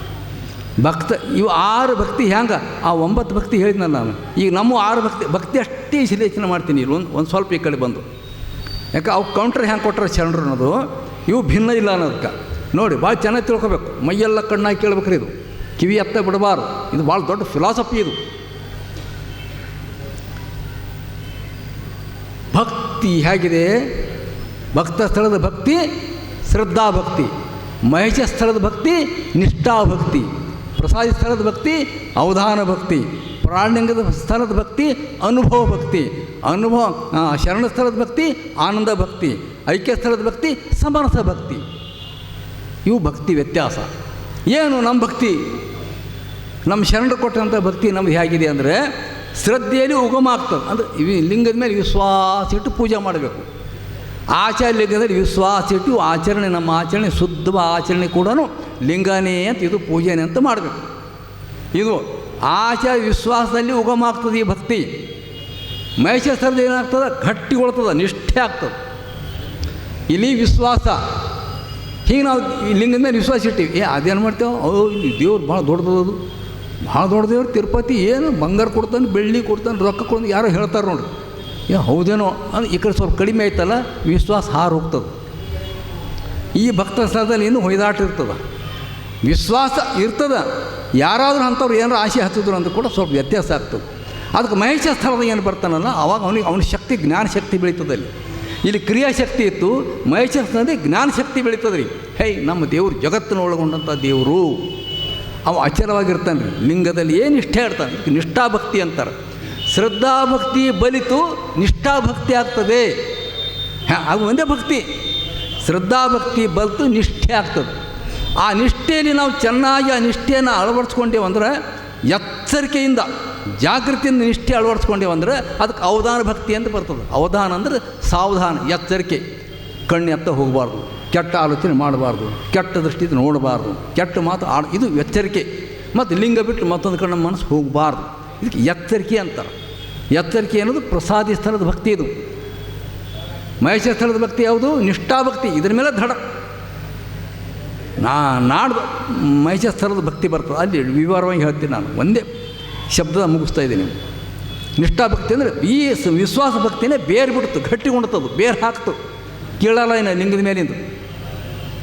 ಆ ನಿಷ್ಠಾಭಕ್ತಿಯನ್ನು ಜಾಗೃತದಿಂದ ಆಚರಣೆಯಲ್ಲಿ, ನಡೆಯಲ್ಲಿ, ನುಡಿಯಲ್ಲಿ ಇಟ್ಕೊಂಡ್ರೆ ಅದಕ್ಕೆ ಅವಧಾನ ಭಕ್ತಿ ಅಥವಾ ಸಾವಧಾನ ಭಕ್ತಿ ಅಂತ ಕರೆ. ಎಚ್ಚರಿಕೆ ಭಕ್ತಿ ಇದು. ಕಣ್ಣು, ಕಿವಿ, ಮನಸ್ಸು ಎಕ್ಕಡೆ ಬೇರೆ ಕಡೆ ಹೋಗಲಾರ್ದು ನೋಡ್ಕೊತದೆ ಇದು. ಲಿಂಗದ ಮೇಲೆ ನಿಷ್ಠೆ ಬೇರೆ ಕಡೆ ಹೋಗಿ ನೋಡ್ಕೊತದೆ ಇದು. ಈ ಎಚ್ಚರಿಕೆಯಿಂದ ಏನು ಅನುಭವ ಆಗ್ತದೆ ನಮ್ಗೆ? ಸಾವಧಾನದಿಂದ ಅನುಭವ ಆಗ್ತದೆ. ಅದಕ್ಕೆ ಅನುಭವ ಭಕ್ತಿ ಅಂತಾರೆ ಪ್ರಾಣಿಗೆ ಸ್ಥಳದೊಳಗೆ. ಪ್ರಾಣಿಗೆ ಸ್ಥಳದಾಗ ಹೆಂಗಾಗ್ತದೆ ಅಂದರೆ, ಲಿಂಗವೇ ಪ್ರಾಣ, ಪ್ರಾಣವೇ ಲಿಂಗ ಅನುಭವ ಆಗೋದು ಪ್ರಾಣಿಗೆ ಸ್ಥಳದಲ್ಲಿ. ಅಲ್ಲಿ ತನಕ ನಾವು ದೇವರೇ ಲಿಂಗವೇ ಅಂತ ಹೊಗಳಕೊತ್ತೆ ಮಾಡ್ತಾ ಇರ್ತೀವಿ, ಸ್ತುತಿ ಮಾಡ್ತಾ ಇರ್ತೀವಿ. ಪ್ರಾಣಿಗೆ ಸ್ಥಳದಾಗ ಇರೋದಿಲ್ಲ ಅದು. ಈ ಲಿಂಗದೊಳಗೆ ಮನಸ್ಸು ಸಾಮರಸ್ಯಾಗಿ, ಪ್ರಾಣ ಸಾಮರಸ್ಯಾಗಿ, ಪ್ರಾಣವೇ ಲಿಂಗ ಆಗಿಬಿಡ್ತದೆ. ಪ್ರಾಣವೇ ಲಿಂಗ ಆದಾಗ ಆ ಲಿಂಗ ಏನು ಅನುಭವ ಬರ್ತದೆ. ಇದಕ್ಕೆ ಅನುಭವ ಭಕ್ತಿ ಅಂತ ಕರೀತಾರೆ. ನಿಮ್ಗೊಂದು ಉದಾಹರಣೆ ಹೇಳ್ತೀನಿ. ಇದೊಂದು ಪುಸ್ತಕ ಇದೆ ಅಂತ ಇಟ್ಕೊಳ್ರೆ, ಈ ಪುಸ್ತಕ ನಾವು ಓದಬೇಕಾದ್ರೆ ಎಷ್ಟು ಸಾವಧಾನದ ಓದೇವು ಅಂದ್ರೆ ಓದ್ರೆ ಏನಾಗ್ತದೆ, ಅದು ಅನುಭವ ಬರ್ತದೆ. ಹಾಗೆ ಬರ್ತದೆ. ಈ ಕಡೆ ಕಡೆ ನೋಡ್ಕೊತ, ಆ ಕಡೆ ಕಡೆ ನೋಡ್ಕೊತ ಮಾತಾಡ್ಕೊತ ಅನುಭವ ಆಗ್ತದೇನು ರೀ? ಏನ್ರಿಪ್ಪ, ಒಂದು ಅನುಭವ ಬರಬೇಕಾಯ್ತು ಅಂದರೆ ಅದು ಸಾವಧಾನ ತಿಳ್ಕೊಬೇಕು. ಡಿಸ್ಟರ್ಬ್ ಮಾಡಿಬೇಡ್ರ, ನಾನು ಇದು ಓದ್ಲತ್ತೀನಿ ಅಂತಾರೆ ನೋಡಿ. ಅದ್ರ ಅನುಭವ ಬರಬೇಕಾದ್ರೆ ಸಾವಧಾನ, ಎಚ್ಚರಿಕೆ. ನಮ್ಮ ಲಿಂಗದ ಅನುಭವ ನಮಗೆ ಆಗಬೇಕು ಅಂದ್ರೆ ಪ್ರಸಾದಿ ಸ್ಥಳದಲ್ಲಿ ಜಾಗೃತಿಯಿಂದ ಅವಧಾನ ಭಕ್ತಿ ಮಾಡಬೇಕು ಲಿಂಗದ ಮೇಲೆ. ಆ ಅನುಭವದಿಂದ, ಆ ಜಾಗೃತಿಯಿಂದ ಹೋದ್ರೆ ಅದಕ್ಕೆ ಅನುಭವ ಬೆಳೀತದಲ್ಲಿ. ಅದ್ರ ಅನುಭವ ಅದು ಪ್ರಾಣಿಗೆ ಸ್ಥಳದ ಭಕ್ತಿ. ಒಂದೇ ಭಕ್ತಿ ಹೆಂಗೆ ಬೆಳೀತಾ ಇದೆ ನೋಡ್ರಿ. ಆ ಅನುಭವ ಆದಾಗ ಏನಾಗ್ತದೆ? ಆನಂದ ಆಗ್ತದಿಲ್ಲ? ನೀವು ಓದಿ ಚಲೋನ ವಿಷಯ ಓದ್ದಿರಿ ಅಂತ ಕೂಡಲೇ ಆನಂದ ಆಗ್ತದೆ ಮನುಷ್ಯನಿಗೆ. ಅದು ಶರಣ ಸ್ಥಳದ ಭಕ್ತಿ. ಈ ಲಿಂಗದಿಂದ ಲಿಂಗವೇ ಪ್ರಾಣ, ಪ್ರಾಣವೇ ಲಿಂಗ ಅನ್ನೋ ಅನುಭವ ಆಯಿತು ಅಂದರೆ ಅದರಿಂದ ಸಿಗತಕ್ಕಂಥದ್ದು ಆನಂದ. ಶರಣಸತಿ ಲಿಂಗಪತಿಯ ಸಾಮರ್ಥ್ಯ ಬರ್ತದಲ್ಲಿ ಅದ್ರ ಸಿಗತಕ್ಕಂಥದ್ದು ಆನಂದ. ಅದಕ್ಕೆ ಶರಣಸ್ಥಳದ ಭಕ್ತಿ ಆನಂದ ಭಕ್ತಿ. ಆನಂದ ಆದರೆ ಮುಂದೆ ಏನು ಬರ್ತದೆ ನಮ್ಗೆ? ನಮ್ಮ ಜೀವನದ ಯಾವುದು ತಿಳ್ಕೊರಿ ನೀವು. ಆನಂದ ಆದಂತ ಏನು ಬರ್ತದೆ ರೀ? ಮೈ ಮರಿತೀವಿ ಅದ್ರ, ಆಹಾ ಏನು ಆನಂದ ರೀ ಅಂತ ಸಾಮರ್ಥ್ಯ ಆಯ್ತು ನೋಡ್ರಿ. ಈಗ ಎರಡು ಹೋದೂ ಇಲ್ಲ, ಆನಂದ. ಲಿಂಗದಲ್ಲಿ ಆನಂದ ಸಿಕ್ತು ಅಂದ್ರೆ ಆನಂದ ಮೈ ಮರೆಯೋದಕ್ಕೆ ಸಾಮರ್ಥ್ಯ ಭಕ್ತಿ ಅಂತಾರೆ. ಇದಕ್ಕೆ ಐಕ್ಯ ಸ್ಥಳದ ಭಕ್ತಿ, ಸಮರಸ ಭಕ್ತಿ ಅಂತ. ಇವು ನಮ್ಮ ಷಟ್ಸ್ಥಳ ಅರ್ಥ ಆಯ್ತಲ್ವ? ಇನ್ನು ಮುಂದೆ ಇದು ವಿಶ್ಲೇಷಣೆ ಭಾಳ ಬರ್ತಾವೆ ಈಗ ಆಯಾ ಸ್ಥಳದ. ಈಗ ಏನಾಯಿತು ನಮ್ಮದು ಶ್ರದ್ಧಾಭಕ್ತಿ, ಶ್ರದ್ಧೆಯಲ್ಲಿ ಭಕ್ತ ಸ್ಥಳದಲ್ಲಿ ಉಗಮವಾಗಿ ಐಕ್ಯ ಸ್ಥಳದಲ್ಲಿ ಏನಾಯ್ತು? ಇದು ಸಮರಸ ಆಗಿಬಿಡ್ತು. ಎಲ್ಲಿ ಸಮರಸ ಆಯಿತು? ಯಾರಿಗೆ ನಾವು ಮಹಾಘನ ದೇವರು ಅಂತೀವೋ, ಲಿಂಗ ಅಂತೀವೋ, ಆ ಲಿಂಗದಲ್ಲಿ ಈ ಭಕ್ತಿ ಸಮರಸ ಆಗೋಯ್ತು. ನಮ್ಮ ಬೇರೆ ಇಟ್ಟಿಲ್ಲ ಅದು. ಬೇರೆ ಭಕ್ತಿ, ವಂದನ ಭಕ್ತಿ, ಕೀರ್ತನ ಭಕ್ತಿ, ಇವೆಲ್ಲ ಏನು ಹೇಳ್ದು? ದರ್ಶನ ಹೇಳ್ದು. ಅಲ್ಲಿ ಅವನೇ ಇವನೇ, ಹೌದಲ್ಲ? ಭಕ್ತನೇ ದೇವರೇ. ನಮ್ಮಲ್ಲಿ ಷಟ್ಸ್ಥಳ ಭಕ್ತಿ ಏನು ಮಾಡ್ತದಂದರೆ, ನಾವು ಷಟ್ಸ್ಥಳ ಭಕ್ತಿ ಹಿಡ್ಕೊಂಡು ಹೋದ್ರೆ ಶ್ರದ್ಧೆಯಲ್ಲಿ ಉಗಮವಾದಂಥ ಷಟ್ಸ್ಥಳ ಭಕ್ತಿ ಕೊನೆಗೇನದ ಶ್ರದ್ಧೆ ಹೋಗಿ ಬಂತು ನಿಷ್ಠೆಯಾಗಿ, ನಿಷ್ಠೆಯಲ್ಲಿ ಎಚ್ಚರಿಕೆಯಿಂದ ಸಾವಧಾನದಿಂದ ಅಳವಡಿಸ್ಕೊಂಡೇವಂದರೆ ಅದು ಮುಂದೆ ಅನುಭವ ಆಗಿ, ಅನುಭವದಲ್ಲಿ ಆನಂದ ಸಿಕ್ಕು, ಆನಂದದಿಂದ ಸಮರಸ ಆಗೋದು. ತಿಳಿತಿರವ ಏನು? ಇದು ಅರ್ಥ ಆಯ್ತಲ್ಲ? ನಿಮ್ಮ ಒಬ್ಬರಿಗೇನೋ ಎಲ್ಲರಿಗೂ, ನಿಮ್ಮ ಮುಂದೆ ಕುಂತವ್ರಿಗೆ ಅಷ್ಟೇ ಅಲ್ಲ. ಇದು ಭಾಳ ವಿಜ್ಞಾನ. ಇದು ತಿಳಿದಿರಂದ್ರೆ ಬಸವಸು ತಿಳಿಯಲ್ಲ ಯಪ್ಪ. ಹಾಂ, ಇದು ತಿಳಿದೇನೆ ಬಸವತ್ವ್ರಿ, ಅದು ದೇವ್ರಿ ಇದು ದೇವ್ರಿ ಅಂತವ್ರಿ. ನಮ್ಮ ಧರ್ಮ ಹಾಂಗ್ರಿ, ನಮ್ಮ ಧರ್ಮ ಹಿಂಗ್ರಿ. ಯಪ್ಪ ಇದು ತಿಳ್ಕೊರಿ ಮೊದಲ. ಎಷ್ಟು ಅದ್ಭುತ ಇದೆ ಇದು, ಭಾಳ ಅದ್ಭುತ ಇರೋದು. ಅದಕ್ಕಾಗಿ ಸಮರ್ಥ ಭಕ್ತಿ, ನವವಿಧ ಭಕ್ತಿಗೂ ಇದಕ್ಕೂ ಭಾಳ ದೂರದು. ನಂಬಲ್ಲ ದೇವರನ್ನು ಹೊರಗೆ ಕುಂತು ಕರೀತಾರೆ, ಯಾರೋ ಒಬ್ಬರು ಕರೀತಾರೆ. ಒಬ್ಬ ಬಸವಣ್ಣ ಭಕ್ತಳು ಫೈಮದ ಫಾತಿಮಾ ಅಂತಿದ್ದಳು, ಒಬ್ಬಾಕಿ ಹೆಣ್ಮಗಳು, ಮುಸ್ಲಿಂ ಹೆಣ್ಮಗಳು. ಅಲ್ಲಾ ಹೊರಗೆ ಅಲ್ಲಾ ಹೋಗ್ಬಾರಂತ ಚೀರ್ತಿ ಯಾಕೆ, ಅಲ್ಲಾ ಹೊರಗೆ ಹಾನಂತ ಅಂದ್ಕೋತಿ ಯಾಕೆ? ಧರಿ ಮ್ಯಾಲಿನ ಗಾಂವ್ ಕಲ್ಯಾಣ ದೊರೆ ಬಸವಣ್ಣನ ಭೇಟಿನ ಫಾತಿಮಾ. ನೋಡ್ರಿ ಆ ಫಾತಿಮಾ, ಆ ಬಸವಣ್ಣ ದೇಹಕ್ಕೆ ಮಜ್ಜಿದ ಮಾಡೇ ಬಿಟ್ಟ, ಅದರಾಗ ಅಲ್ಲಾಗ ಹುಡುಕಿ ಕೊಟ್ಟ ಅಂತಳಕಿ. ಎಂಥ ಮಾತ್ರ ಏಕೆ ಮುಸ್ಲಿಂ ಹೆಣ್ಮಗಳು ದೇಹಕ್ಕೆ ಮಜ್ಜಿದಿ ಮಾಡಿದ್ರಂತ, ಇದ್ರಾಗ ಅಲ್ಲ ಹುಡುಕೊಟ್ಟನಂತ. ಮುಸ್ಲಿಂ ಹೆಣ್ಮಗಳು ಬಸವಣ್ಣನ ಮೇಲೆ ಸ್ತುತಿ ಮಾಡ್ತಾಳಪ್ಪ. ಎಂಥ ತತ್ವ ನೋಡ್ರಿ ಇದು. ಅದಕ್ಕೆ ಈ ಭಕ್ತ ಸ್ಥಳದ ಭಕ್ತಿ ಶ್ರದ್ಧಾ ಭಕ್ತಿ. ಈ ಶ್ರದ್ಧೆ ಇಷ್ಟಲಿಂಗದ ಮೇಲೆ ನಾವು ಪೂಜೆ ಮಾಡೋಕ್ಕಲ್ಲ, ಇಷ್ಟಲಿಂಗದ ಮೇಲೆ ಮಾಡಬೇಕು. ಸುಪ್ರಭಾತ ಸಮಯದಲ್ಲಿ ಅರ್ತಿಯಲ್ಲಿ ಲಿಂಗವ, ಇದು ಶ್ರದ್ಧಾ ಭಕ್ತಿ ಪೂಜೆನೂ ಮಾಡಬೇಕಲ್ಲ ನಾವು. ಆಚರಣೆ ಅಷ್ಟೇ ಅಲ್ಲ, ಪೂಜೆನೂ ಮಾಡಬೇಕಲ್ಲವ. ಅರ್ಚನಾ ಮಾಧ್ಯಮದ ಹ್ಯಾಂಗೆ ಬಳಸ್ಕೋಬೇಕು ಅಂದರೆ, ಮುಂಜಾನೆ ಎದ್ದು ಬೆಳಗ್ಗೆ ಎದ್ದು ಆ ಲಿಂಗವನ್ನು ಸುಪ್ರಭಾತ ಸಮಯದಲ್ಲಿ ಅರ್ತಿಯಲ್ಲಿ ಲಿಂಗವನ್ನೇನಿದಡೆ ತಪ್ಪವು ಅಪಮೃತ್ಯು ಕಾಲಕರ್ಮಗಳಯ್ಯ ಅಂತ ಈ ವಚನ ತಮಗೆಲ್ಲ ಗೊತ್ತದ. ಆಮೇಲೆ ಇನ್ನೊಂದು, ನಿಮ್ಮ ನೋಟವನಂತ ಸುಖ. ನಾವು ಶ್ರದ್ಧಾ ಭಕ್ತಿ ಮಾಡಬೇಕಿವ. ನಿಮ್ಮ ನೋಟ ಅನಂತ ಸುಖ, ಇದ್ರಾಗ ಆನಂದ ಪಡ್ಬೇಕ್ರಿ. ಶ್ರದ್ಧೆ ಇದೇ ಶ್ರದ್ಧಾ ಭಕ್ತಿ, ಭಕ್ತ ಸ್ಥಳದ ಶ್ರದ್ಧಾ ಭಕ್ತಿ. ನಿಮ್ಮ ನೋಟ ಅನಂತ ಸುಖ, ನಿಮ್ಮ ಕೂಟ ಪರಮ ಸುಖ. ಔಟು ಕೋಟಿ ರೋಮಗಳೆಲ್ಲ ಕಂಗಳಾಗಿ ನೋಡುತ್ತಿರ್ತೇನು. ಔಟು ಕೋಟಿ ಅಂದ್ರೇನು ಯಾರಿಗೆ ಗೊತ್ತದ ಹೇಳ್ರಿ? ತಾವೆಲ್ಲ ಪದವಿ ಪಡೆದವ್ರು ಇದ್ದೀರಿ, ಭಾಳ ಕಲ್ತವ್ರು ಇದ್ದೀರಿ, ಗೊತ್ತಿರ್ಬೇಕು. ಔಟು ಅಂದ್ರೇನು? ಇದು ಔಟು ಅನ್ನೋದು ಹಿಂದಿ ಭಾಷೆ, ಉರ್ದು ಭಾಷೆದಾಗ ಹಿಂದಿ ಭಾಷೆದಾಗ ಬರ್ತದೆ. ಔಟು ಅಂದ್ರೆ 3.5 ಅಂತ ಅರ್ಥ. ತತ್ವಜ್ಞಾನ ಪ್ರಕಾರ ನಮ್ಮ ಅಂಗದೊಳಗೆ 3.5 ರೋಮ ಅದಾವಂತ. ಏನಲ್ಲ ನಮ್ಮ ರೋಮಗಳು, ಈ ರೋಮಗಳು ಕೂದಲ 3.5 ಕೋಟಿ ಅದಾವಂತ ನಮ್ಮ ವಚನದವನು ಬಂದದ. ಬೇರೆ ಕಳಿಸ್ತದೆ 3.5 ಕೋಟಿ ಅದಾವಂತ. ಈ ಲಿಂಗ ಹೆಂಗೆ ನೋಡ್ಬೇಕಂತ ನಾವು ಶ್ರದ್ಧೆಯಿಂದ ಔಟು ನೋಡಿರಿ. ಅಪ್ಪ ಬಸವಣ್ಣ ಹೇಳ್ತಾರೆ, ಔಟು ಕೋಟಿ ರೋಮಗಳೆಲ್ಲ ಕಂಗಳಾಗಿ ನೋಡ್ತಿರ್ದೇನೋ ಅಂತ. ನಾವು ಈ ಕಣ್ಣೆ ನೋಡಲ್ಲ ಪಕ್ಕ. ಅನುಭವ ಬರ್ಬೇಕಾದ್ರೆ ಹೆಂಗೆ ನೋಡಬೇಕು? ಔಟು ಕೋಟಿ 3.5 ಕೋಟಿ ರೋಮಗಳೆಲ್ಲ ಕಣ್ಣಾಗಿ ನೋಡ್ಬೇಕಂದ್ರೆ ಒಂದಿಷ್ಟು ಬೇರೆ ಕಡೆ ಹೋಗ್ಬಾರ್ದು ನಮ್ಮ ಚಿತ್ತ ಅಂತ ಅರ್ಥ. 15 ನಿಮಿಷ ಮಾಡಿರಿ ಲಿಂಗ ಪೂಜೆ, 15 ನಿಮಿಷ ದೃಷ್ಟಿ ಇಡ್ರಿ, 20 ನಿಮಿಷ ಹೇಳ್ರಿ ಸಾಕು. ಹಿಂಗೆ ನೋಡಬೇಕು. ಮತ್ತು ಎಲ್ಲ ಒಲೆ ಮೇಲೆ ಹಾಲಿಟ್ಟು ಪೂಜೆ ಕುಂತ, ಕೂಸಿಗೆಲ್ಲೋ ಹೊರಗೆ ಬಿಟ್ಟು ಪೂಜೆ ಕುಂತ ಅಲ್ಲಿ ಎಳಿತತ್ತದು ಏನ್ರಿಪ್ಪ. ಅರ್ಧ ಕೆಲಸ ಎಲ್ಲರೂ ಬಿಟ್ಟು ಬಂದಿರೋದು ಅದು ಏನಾಯ್ತೇನೋ ಅಂತ ಅವರು ಸ್ನಾನ ಮಾಡ್ತಾ ಏನಾರ ಒಂದು ಉಂಗ್ರನೋ ಕೊಳೆ ಸರನೋ ಬಿಟ್ಟು ಬಂದರು ಬಾತ್ರೂಮನ್ನು, ಅದು ಎಳಿತದೆ ಪೂಜೆ ಕುಂತರು. ಎಳಿತದಿಲ್ಲ ಅದು, ಅಕ್ಕಲ್ಲಿ ಓಡ್ತದೆ, ಕೂಡಲ್ಲ ಅದು. ಇಂಥವು ಇಟ್ಕೋಬಾರ್ದು ಪೂಜೆ ಮಾಡೋಕ್ಕಲ್ಲ. 15-20 ಜನ ಮಾಡಿ. ಆದರೆ ಔಟು ಕೋಟು ರೋಮಗಳೆಲ್ಲ ಕಂಗಳಾಗಿ ನೋಡುತ್ತಿದ್ದನೋ ಕೂಡಲ ಸಂಗಮ ದೇವಯ್ಯ, ನಿಮ್ಮ ನೋಡಿ ನೋಡಿ ನೋಡಿ ಕಂಗಳೆಲ್ಲ ಅಚ್ಚೊತ್ತಿ ಲಿಂಗದ ಮನದಲ್ಲಿ ನೆನೆದು ನೆರೆವ ಲಿಂಗ ಸುಖ ಸಂಪನ್ನರನ್ನೇ. ಎಂಥ ಮಾತು ಹೇಳ್ತಾರೆ ರೀ, ಏನು ಅದ್ಭುತದೆ. ಶ್ರದ್ಧಾ ಭಕ್ತಿವಾಯಿತು. ಲಿಂಗದ ಮೇಲೆ ಮಾಡುವಂಥ ಶ್ರದ್ಧಾ ಭಕ್ತಿ ಅಂತ ಕರೀತಾರೆ. ಇದು ವಿಶ್ವಾಸ ಹೀಗಿರಬೇಕು. ಅರ್ಚನೆ ಮಾಡಬೇಕು, ತಪ್ಪದೆ ಮಾಡಬೇಕು. ಎಷ್ಟೊತ್ತೆ ಮಾಡಿರಿ ನೀವು, ಇಷ್ಟೊತ್ತಲ್ಲ, ಎಷ್ಟೊತ್ತು ನನ್ನ ಮನಸ್ಸಿಂತ ಅನ್ನೋದು ಭಾಳ ಮುಖ್ಯ. ಅದು ಭಾಳ ಇಂಪಾರ್ಟೆಂಟ್. ಅದಕ್ಕೆ ಭಕ್ತ ಸ್ಥಳದ ಭಕ್ತಿ ಶ್ರದ್ಧಾ ಭಕ್ತಿ. ಇನ್ನು ಸಾಮಾನ್ಯವಾಗಿ ಈ ಭಕ್ತ ಸ್ಥಳಕ್ಕೆ ಈಗ ನೋಡ್ರಿ, ಅಂಗ ಆಯಿತು, ಲಿಂಗ ಆಯಿತು, ಶಕ್ತಿ ಆಯಿತು, ಭಕ್ತಿ ಆಯಿತು. ಶಕ್ತಿನೂ ಆಯಿತು, ಭಕ್ತಿನೂ ಆಯಿತು. ಇದಕ್ಕೆ ಹಸ್ತ ಯಾವುದು? ಈ ಪೂಜೆ ಮಾಡೋಕ್ಕೆ ಯಾವ ಹಸ್ತಪ್ಪ ಇಲ್ಲಿ ಭಕ್ತನಿಗೆ ಅಂದರೆ ಚಿತ್ತ ಹಸ್ತ ಅಂತ ಬರ್ತದೆ. ಅಂತಃಕರಣದೊಳಗೆ ಚಿತ್ತ ಅಂತಿದೆ ಒಂದು, ಚಿತ್ತು ಅಂತ. ಚಿತ್ತ ಅಂತ ಯಾವ್ದಕ್ಕಂತಾರೆ ಅಂದ್ರೆ, ಈಗ ನೋಡಿರಿ, ನಾವು ಯಾವಾಗ ಸಣ್ಣ ಅಂದಾಗ ನಮ್ಮ ಅಪ್ಪ ಇದು ಕುಡಿಸಿದ್ರಿ, ಈಗ ನೆನಪು ಬಂತು ಅಂತೇಳಿ ನೋಡ್ರಿ, ಅದು ಸಂಗ್ರಹ ಮಾಡಿ ಇಟ್ಕೋತದಲ್ಲ, ಅದಕ್ಕೆ ಚಿತ್ತ ಅಂತ ಕರೀತಾರೆ. ಎಷ್ಟೋ ಪದ್ಯಗಳಿರ್ತಾವೆ ನಮ್ಮ ಹತ್ತಿರ, ನೆನಪರಲ್ಲ ರೀ ಅಂತ ನೆನಪು ಮಾಡ್ಕೋತೇವೆ ನೋಡ್ರಿ. ಅದು ಎಲ್ಲಿ ಉಳಿತದು? ಎಲ್ಲಿತ್ತು? ಚಿತ್ತದೊಳಗಿತ್ತದು. ಅದಕ್ಕೆ ಚಿತ್ತ ಅಂತ ಕರೀತಾರೆ. ಈ ಸದಾಚಾರ ಕ್ರಿಯೆ ನಮ್ಮ ಆಗಬೇಕಾದ್ರೆ ನಮ್ಮ ಚಿತ್ತ ಶುದ್ಧ ಆಗಬೇಕು ಅಂತ ಹೇಳ್ತಾರೆ. ನಮ್ಮ ಚಿತ್ತ ಒಳಗೆ ಅಂತಃಕರಣ ಶುದ್ಧ ಆಗಬೇಕು. ಶುದ್ಧ ಚಿತ್ತ, ಶುದ್ಧ ಹಸ್ತ, ಚಿತ್ತ ಶುದ್ಧ, ಅದಕ್ಕೆ ಚಿತ್ತಹಸ್ತ ಅಂತ ಕರೀತಾರೆ. ಆಚರಣೆಲಿಂಗ ಅರ್ಚನೆ ಮಾಡಬೇಕಾದ್ರೆ ಚಿತ್ತಹಸ್ತ ಬೇಕು. ನಮ್ಮ ಆಚರಣೆಗಳು ಶುದ್ಧ ಆಗಬೇಕಾಯ್ತು ಅಂದರೆ, ನಮ್ಮ ಲಿಂಗ ಪೂಜೆ ಶುದ್ಧ ಆಗಬೇಕಾಯ್ತು ಅಂದರೆ ನಮ್ಮ ಚಿತ್ತ ಶುದ್ಧ ಇರಬೇಕು ಅಂತ ಇದರ ಅರ್ಥ. ಚಿತ್ತಹಸ್ತ. ಇದರ ಮುಖ ಯಾವುದು? ಆಚಾರ್ಯಲಿಂಗದ ಗಂಧ, ಮೂಗು, ನಾಸಿಕೇಂದ್ರ. ಯಾಕೆ ನಾಸಿಕೇಂದ್ರಂದು? ಇದ್ರ ಕೆಲಸ ಏನು? ನಾಸಿಕೇಂದ್ರದು ಏನು ಕೆಲಸ? ಸುಗಂಧ ಸ್ವೀಕಾರ ಮಾಡೋದ್ರಿ. ಸುಗಂಧನೋ ದುರ್ಗಂಧನೋ ಒಟ್ಟು ಸ್ವೀಕಾರ ಮಾಡ್ತದಿಲ್ಲ, ಗಂಧ ವಾಸನೆ ಸ್ವೀಕಾರ ಮಾಡ್ತಕ್ಕಂಥದ್ದು. ಇದಕ್ಕೆ ಹೆಂಗೆ ಹೋಲಿಸ್ಯಾರ ನಮ್ಮ ಶರಣರು ಅಂದರೆ, ಆಚರಣೆ ಚಲೋ ಆಗಬೇಕಾಯ್ತು ಅಂದರೆ ನಮ್ಮ ವಾಸನೆ ಚಲೋ ಇರಬೇಕು ಅಂತ. ಅಂದರೆ ನಮ್ಮ ಭಾವನೆಗಳು ಚಲೋ ಇರಬೇಕು, ನಾವು ತೊಗೊಳ್ಳೋಂಥ ನಿರ್ಧಾರಗಳು, ಬಯಕೆಗಳು ಚಲೋ ಇರಬೇಕು ಅಂತ. ಒಳ್ಳೆ ಬಯಕೆ ಸ್ವೀಕಾರ ಮಾಡ್ಕೊಂಡು ಯಾರಿಗೂ ದಾನ ಮಾಡಬೇಕು, ಅಥವಾ ಗುರುಗಳ ಹತ್ತಿರ ಮನೆಗೆ ಪ್ರಸಾದ ತೊಗೊಂಡು ಬರಬೇಕು. ಇದು ಸದ್ವಾಸನೆ ದುರ್ವಾಸನೆನೋ?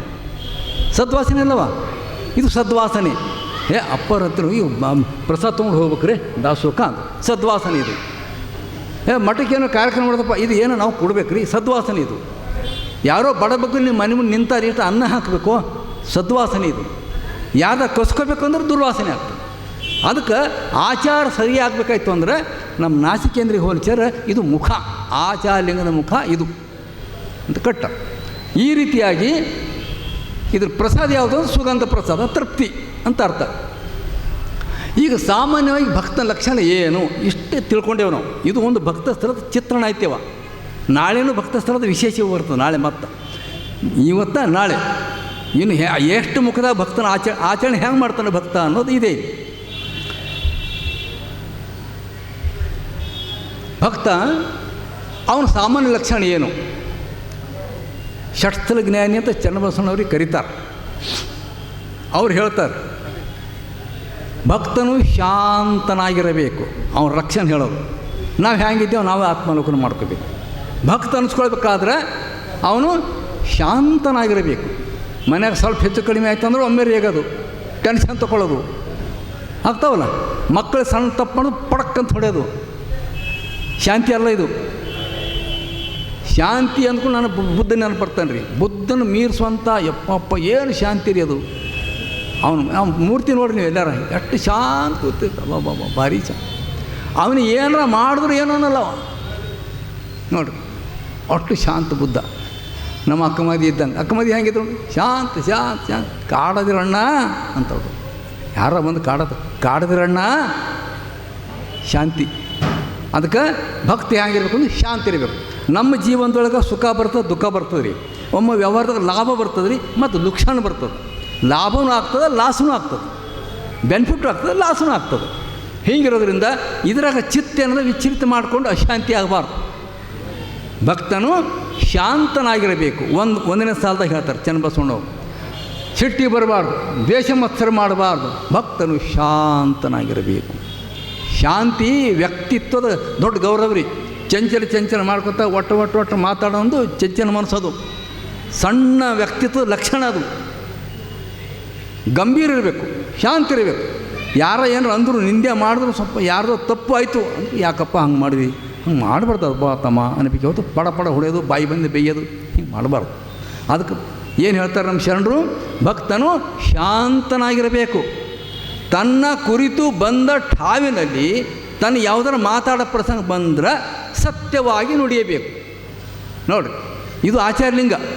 ತನ್ನ ಕುರಿತು ಬಂದ ಠಾವಿನಲ್ಲಿ ಸತ್ಯವಾಗಿ ನುಡಿಯಬೇಕು. ಭೂತಹಿತವ ವಚನವ ನುಡಿಯಬೇಕು. ಎಲ್ಲರಿಗೂ ಒಳ್ಳೆಯದಾಗುವಂಥ ಮಾತು ಮಾತ್ರ ಆಡಬೇಕು, ಕೆಟ್ಟ ಮಾತು ಆಡಬಾರ್ದು. ಇಲ್ಲಿ ಹೇಳ್ತಾರೆ ಚನ್ನಬಸವಣ್ಣ ಒಂದೊಂದು ಸಾಲಿನಾಗ. ಗುರುಲಿಂಗ ಜಂಗಮದಲ್ಲಿ ನಿಂದೆ ಇಲ್ಲದೇ ಇರಬೇಕು. ಗುರು ನಿಂದೆ ಮಾಡಬಾರ್ದು, ಜಂಗಮನಿಂದ ಮಾಡಬಾರ್ದು. ಗುರುಲಿಂಗ ಜಂಗಮಕ್ಕೆ ನಿಂದೆ ಮಾಡಬಾರ್ದು, ಭಾಳ ದೊಡ್ಡ ಪಾಪ. ಹಿಂಗೆ ಮಾಡಬಾರ್ದು ಅಂತ ಚನ್ನಬಸವಣ್ಣ ಹೇಳ್ತಾರೆ. ಇದು ಆಚಾರ್ಯಲಿಂಗರಿದು, ಆ ಭಕ್ತನ ಲಕ್ಷಣ. ತನುಮನ ಧನವ ಗುರುಲಿಂಗ ಜಂಗಮಕ್ಕೆ ಸವೆಸಬೇಕು. ತನುಮನ ಧನ ಗುರುಲಿಂಗ ಸೇವೆಯಲ್ಲಿ ಹ್ಯಾಂಗೆ ಕೊಡಬೇಕು ಅಂತ ನಾಳೆ ಹೇಳ್ತೀನಿ. ತನು ಹ್ಯಾಂಗೆ ಕೊಡಬೇಕು ಅಂದರೆ ಅಲ್ಲಿ ಹೋಗಿ ಗುರುನ ಹತ್ತಿರ ಹೋಗಿ ದುಡಿ ಅಂತಲ್ಲ. ಅವರು ಅನ್ನುವಂಥ ಗುರುವಿಗೆ ಈ ತನುವಿನ ಶುದ್ಧ ಕ್ರಿಯೆಗಳು ಕೊಡಬೇಕು ಅಂತ ಅವರು ಹೇಳ್ದಂಗೆ ನಡಿಬೇಕು. ತನು ಗುರುವಿಗೆ ಕೊಡೋದು, ತನುಮನ ಧನ ಗುರುವಿಗೆ ಕೊಡಬೇಕು ಅಂತಾರೆ. ಆಮೇಲೆ ಅಪಾತ್ರ ದಾನವು ಮಾಡಬಾರ್ದು. ಅಪಾತಿ ಕೆಟ್ಟದ್ದು ಕುಡುಕುರಿ ಕೊಟ್ಟ, ಜಗಳ ಗಂಟೆಯರು ಕೊಟ್ಟ ಅಂದ್ರೆ ಅದು ದುರುಪಯೋಗ ಆಗ್ತದೆ, ಕೊಡಬಾರ್ದು ಅಂತ ಚನ್ನಬಸವಣ್ಣ ಹೇಳ್ತಾರೆ. ಇದು ಆಚರಣೆಲಿಂಗ ಆಗಲ್ಲ ನೋಡ್ರಪ್ಪ. ಸಕಲೇಂದ್ರಿಯಗಳ ತನ್ನ ವಶ ಮಾಡಿಟ್ಕೋಬೇಕು. ನಾಲಿಗೆ ನಮ್ಗೆ ಹಿಡ್ತಾ ಇಟ್ಟರು ಏನು ಬೇಡಿನ ಕೊಡ್ತಂದ್ರೆ ತಿನ್ನಿಸೋದು ಕುಡಿಸೋದು ಮಾಡಬಾರ್ದು. ಮನಸ್ಸು ಬಂದು ತಿನ್ನಬಾರ್ದು, ಆರೋಗ್ಯ ಹಾಳು ಮಾಡ್ಕೋಬಾರ್ದು. ನೋಡಿರಿ, ಏನು ಬಂದು ನೋಡಬಾರ್ದು. ಎಲ್ಲ ಇಂದ್ರಿಯಗಳು ನಮ್ಮ ಅದಿಂದಲೇ ಇಟ್ಕೋಬೇಕು ಅಂತ ನೀವೆಲ್ಲ ತಿಳ್ಕೊರಿ. ಇದ್ರ ಬಗ್ಗೆ ಎಲ್ಲ ಇಂದ್ರಿಯಗಳು ತನ್ನ ಅದಿಂದಲೇ ಇಟ್ಕೊಳ್ಬೇಕು.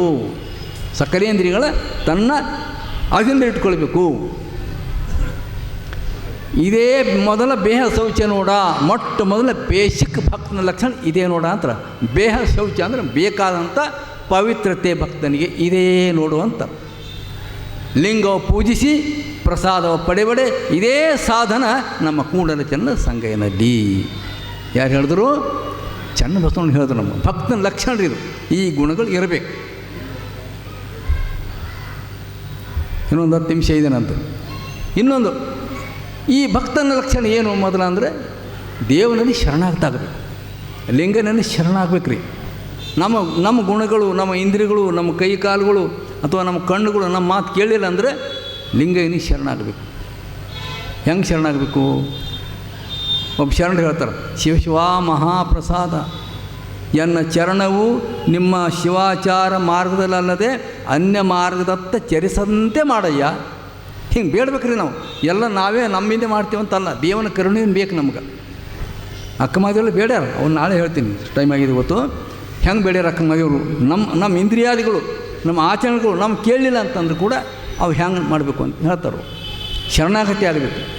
ಎನ್ನ ಕೈಗಳು ನಿಮ್ಮನ್ನಲ್ಲದೆ ಅನ್ಯವ ಮುಟ್ಟದಂತೆ ಮಾಡಯ್ಯ. ಎನ್ನ ಕಣ್ಣು ನಿಮ್ಮನ್ನಲ್ಲದೆ ಅನ್ಯವ ನೋಡದಂತೆ. ನಿಮ್ಮನ್ನಲ್ಲದೆ ಬರೀ ಲಿಂಗಕ್ಕೆ ನೋಡ್ಕೊಡ್ರಿ ಅಂತಲ್ಲ, ಎಲ್ಲಿ ನೋಡಿದ್ರು ಕೂಡ ಎಲ್ಲ ಲಿಂಗ ಅಂತ ನೋಡಬೇಕು ಅಂತ ಇದರ ಅರ್ಥ. ನಿಮ್ಮನ್ನಲ್ಲದೆ ಎಲ್ಲಿ ಕೂಡ ದೇವನನ್ನೇ ನೋಡಬೇಕು, ಲಿಂಗ ಆಗಿ ನೋಡಬೇಕು. ನೋಡ್ರಿ, ಎನ್ನ ಜೀವೆ ಅಂದರೆ ನಾಲಿಗೆ ನಿಮ್ಮನ್ನಲ್ಲದೆ ಅನ್ಯವ ಹೊಗಳದಂತೆ ಮಾಡಯ್ಯ. ಮತ್ತೊಂದು ಹೊಗಳಬಾರ್ದಪ್ಪ, ನಿನ್ನನ್ನೇ ಹೊಗಳಬೇಕಪ್ಪ. ನೋಡ್ರಿ ಎಂಥ ಮಾತು. ಎನ್ನ ಕರ್ಣಗಳು ಕಿವಿಗಳು ನಿಮ್ಮ ಕೀರ್ತಿಯನ್ನಲ್ಲದೆ ಇಂಥ ಷಟ್ಸ್ಥಲ ಅನುಭವದಂಥ ಅನುಭವ, ಗುರಿನ ಸ್ತುತಿ, ಬಸವೇಶ್ವರ ಸ್ತುತಿ ಇವು ಅಲ್ಲದೆ ಅನ್ಯವ ಕೇಳದಂತೆ ಮಾಡಯ್ಯ. ಹಿಂಗೆ ಮಾಡು ನನಗೆ ಅಂತ ಕೇಳ್ತಾರೆ.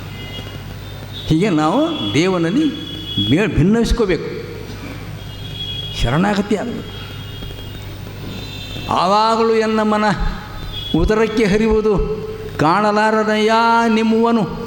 ಅಕ್ಕಮದ್ರು ಹೇಳ್ತಾರೆ, ಯಾಕೋ ಹಸುವಾಗ್ಲತ್ತಿದೆ, ಹಸಿವೆ ಯಾಕಾಗ್ತಾಯಿದೀಯಾ, ದೇಹ ಯಾಕೆ ಮೋಹ ಮಾಡ್ತಾಯಿದ್ದೀಯಾ?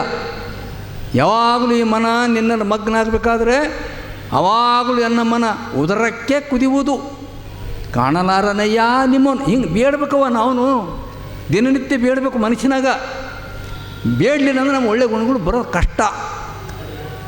ಬೇಡಬೇಕು, ಶರಣಾಗತ ಆಗಬೇಕು. ಲಿಂಗನಲ್ಲಿ ಕೊಡಪ್ಪ, ನಾನು ಒಳ್ಳೆಯ ಬುದ್ಧಿ ಕೊಡ, ಒಳ್ಳೆಯ ಭಕ್ತಿ ಕೊಡತ್ತಮ್ಮ.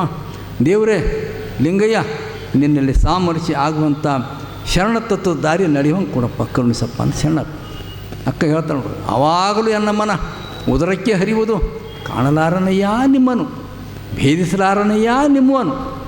ಅದು ನಿನ್ನಲ್ಲಿ ಸೇರುವಂಥ ಮಾರ್ಗ ನನಗೆ ಕೊಡಪ್ಪ ತಂದೆ ಕೇಳ್ತಾರೆ. ಇದಕ್ಕೆಲ್ಲ ಏನು ಬೇಕು?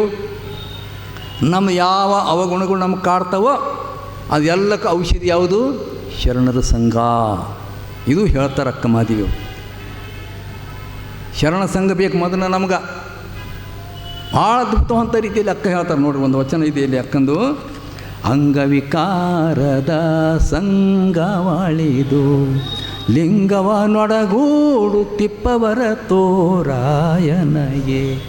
ಒಳ್ಳೆ ಶರಣರ ಸಂಘ ಸಿಗಬೇಕಾದ್ರೂ ದೇವನಲ್ಲಿ ಬೇಡಬೇಕು, ಲಿಂಗನಲ್ಲಿ ಬೇಡಬೇಕಿತ್ತು. ಶ್ರದ್ಧಾ ಭಕ್ತಿರಿದು.